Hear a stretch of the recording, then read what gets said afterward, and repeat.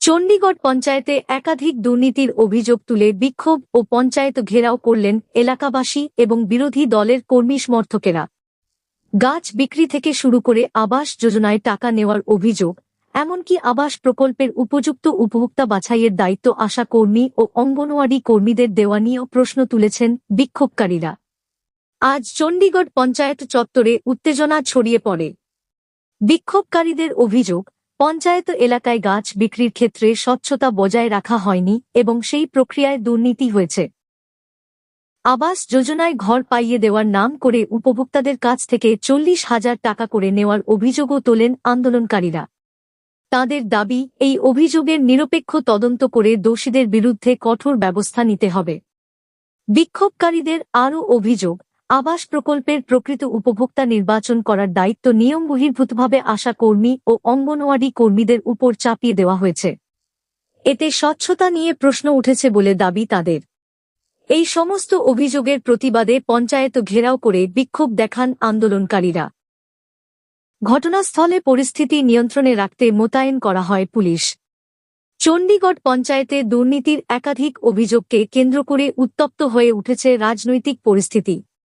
তবে অভিযোগগুলির বিষয়ে এখনো পর্যন্ত পঞ্চায়েত কর্তৃপক্ষের আনুষ্ঠানিক প্রতিক্রিয়া মেলেনি।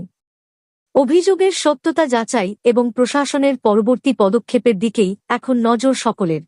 আমডাঙ্গা থেকে মঞ্জুরা বিবির রিপোর্ট, বাংলার খবর 21।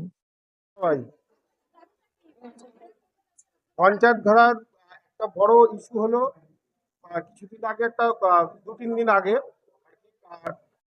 পঞ্চায়েতের বিভিন্ন সরকারি বিভিন্ন জায়গা বিভিন্ন বুথে সরকারি গাছ কাটা হচ্ছিল। ঠিক আছে, আমাদের কর্মীরাই সেটাকে আটকায়, আমাকে ফোন করে, সঙ্গে সঙ্গে তাদেরকে বলি আটকাও, এবং পুলিশ প্রশাসনকে জানানো হয়।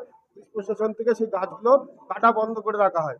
কিন্তু এরা সেই সময় যথারীতি প্রধান সাহেবের কাছে আসে, কোনো কাগজপত্র সেই সময় দেখাতে পারিনি। ঠিক আছে, তারপর এরা পুলিশ যখন চায় তখন এরা বলছে এনাদের কাছে বৈধ কাগজপত্র আছে গাছ কাটানোর। ঠিক আছে, সেটা এখনো দেখাননি। উনি প্রধান ম্যাডামের কাছে যাবো, উনি দেখাবেন, যদি দেখাতে পারেন ভালো, না আমরা আইনানুগ ব্যবস্থা নেবো। যে যে জড়িত আছে তাদের বিরুদ্ধে কঠোর সাজার যেটা ব্যবস্থা করা, চুরির সাজার ব্যবস্থা করা। এছাড়াও যে সরকার পরিবর্তন হয়েছে, পরিবর্তনের সাথে আমাদের সরকার কোনো বোর্ড ভাঙার নির্দেশ দেয়নি। ঠিক আছে, সেই জন্য এরা বসে আছে এখনো। কিন্তু সরকার বোর্ড ভাঙার নির্দেশ দেয়নি বলে এই নয় যে এরা এই বোর্ডে বসে বিগত দিনে যেভাবে চুরি ডাকাতি ছিনতাই যা ইচ্ছা তাই করে গেছে, সেই রাহাজানিটা আমরা করতে দেবো। এরা বসে আছে বলে আমাদের কথা মেনে সুষ্ঠুভাবে নিয়ম শৃঙ্খলা মেনে সবকিছু কাজ করতে হবে। অবশ্যই মানবে, না হলে আমরা বৃহত্তর আন্দোলনে যাব। এরপরে আগামী দিনে বৃহত্তর আন্দোলনে যাব, মানতে বাধ্য হবে।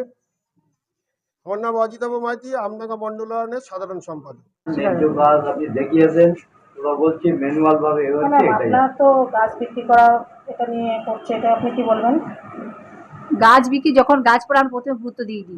গাছ পড়ে গেছে, রাস্তায় পড়েছে, মাঠে পড়ে, যাতে ফসল নষ্ট হচ্ছে, তারা বাড়ি বেড়েছে পঞ্চায়েত, মানে যা হয় ফসল নষ্ট হলে যা তার মানে মানে একটা ক্রিয়ার সৃষ্টি করছে। তো শেষ বেশ তখন আমরা অর্থের মিটিংয়ে বা জেল মিটিং আলোচনা করলাম যে গাছগুলো বিক্রি করার জন্য। তো আমরা নোটিশ দিলাম, নোটিশ যেখানে যেখানে টানানো সে তার প্রিন্ট আউটও করে নেওয়া, নিয়ে তারপরে ঠিক হলো যে সর্বোচ্চ দাম দেবে তাকে দেওয়া হবে বলে 3টে কন্ডিশন জমাও পড়েছে। পরে যে সর্বোচ্চ দাম যাকে দিই তাকে ওয়ার্ক অর্ডার দিয়েছি এই অবধি।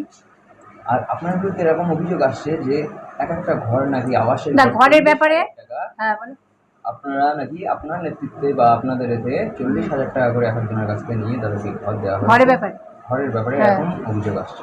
ঘরের ব্যাপারে যখন ওই আমরা বিডিও অফিসে মিটিং ছিল, তা ওখানে মিটিংয়ে বলা হলো ভিআরপি আশা কর্মী আর অঙ্গনওয়াড়ি কর্মীদের দায়িত্ব দেওয়া হবে। এমনকি ওদের বলা হবে, ওরা যে দায়িত্ব দিয়েছে যে ওরা বলা হবে না যে ঘর দেখতে যাচ্ছি, মানে কেমন এমন হতে পারে, ধরো তো আমার কারো পাকা বাড়ি আছে, সে অন্য বাড়ি দেখালো, ওই যে হঠাৎ হচ্ছে তারা সার্ভে করে তারা নাম তুলে নিয়ে আসবে, নিয়ে এসে পরে আর সরকারি আধিকারিকরা যে আবার সেটা সার্ভে করে, যেটা সঠিক যারা নিডি তারা পাবে। এমনকি যখন যারা সার্ভে করে আমরাও বলে দিয়েছি, আমাদের ওর মধ্যে জড়িত যুক্ত করেনি, আমাদের কোনো মেম্বার প্রধানকে বলেনি যে আপনারা নাম তুলে দেন, বলেনি। তবে আমাদের যাদের আমরা অনেকে আমাদের কাছে এসেছে যে আমাদের তোলেনি, তখন আমরা বলছি যারা নিডি যারা পাবে তারা যেন ছবি তুলে অ্যাপ্লিকেশন করে যেন জমা দেয় পঞ্চায়েত কি বিডিও অফিসে জমা দেয়। তাই করেছে। খবর আছে এখানে তো আমারটা শোনা হোক, ঘরের ছবি তুলে তো অ্যাপ্লিকেশন লিখে জমা দেওয়া হয়েছে, যেহেতু এই জামতলাতে সেটা আমি জানি না। আমি জামতলা যেটা সে আগে পেয়েছে একবার, অনেক আছে দুবার পেয়েছে, সেই জন্য সেগুলো জামতলা যিনি আছেন তিনি নাকি আগে একবার পেয়েছিল ঘর, ওই জন্য ওরা কেন গুরুত্ব দেওয়া হয়নি।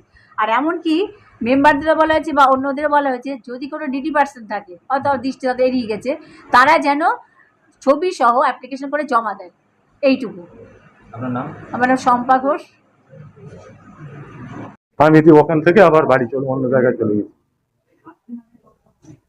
এখন কি চাইছেন কি আপনি বলুন? আমি চাইছি যে আমি জায়গাটা কিনেছি যখন আমি ঘর করব, এটাই আমি চাচ্ছি, আমাকে ঘর করতে দিইনি, ওই জন্য আমি চলে গেছি এখান থেকে। পুলিশের আগে পুলিশের কাছে গিয়েছিলাম, তো পুলিশ তখন পাঠিয়ে দিয়েছিল, বলে নেতার কাছে যা, নেতা সমাধান করে দেবে। সুজলের কাছে যাচ্ছে বলেছে পুলিশ, আমি সুজলের কাছে গিয়েছি, সুজলে একই কথা বলে পয়সা লাগবে। ও 50,000 টাকা চেয়েছিল, বলে 50,000 টাকা দিলে ঘর হবে, না তো ঘর করা যাবে না। আমার নাম আতিয়ার রহমান, বাড়ি সচিব।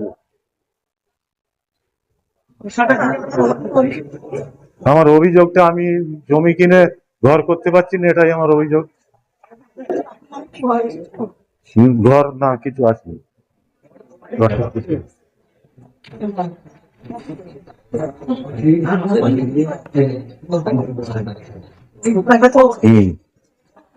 হ্যাঁ সুজল, হামিদপুরে বাড়ি। সুজল মানে আমার বাড়ি সচিব। আমার নাম আতিয়ার রহমান।